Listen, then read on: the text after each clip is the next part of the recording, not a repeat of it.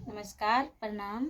आप सभी दर्शकों को प्रणाम करती हूँ और आप लोग को एक गाना सुनाना चाहती हूँ लता मंगेशकर जी का, जो वो मुझे बहुत ही पसंद है। और आप लोग को अच्छा लगे तो लाइक, शेयर और कमेंट ज़रूर ही करिएगा कि अच्छा है या नहीं है। इसलिए मैं आप लोग को सुनाने जा रही हूँ।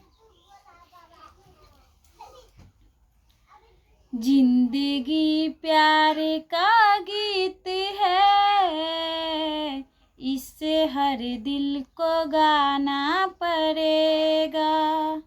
जिंदगी प्यार का गीत है, इससे हर दिल को गाना पड़ेगा। जिंदगी गम का सागर भी है, हंस के उस पार जाना पड़ेगा। जिसका जितना होया चल यहाँ पर, उसको सौगात उतनी मिलेगी। ला ला ला ला ला ला ला ला ला ला ला ला ला। जिसका जितना होया चल यहाँ पर, उसको सौगात उतनी मिलेगी।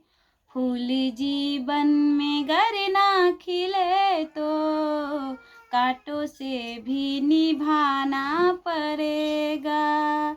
जिंदगी प्यार का गीत है, इससे हर दिल को गाना पड़ेगा।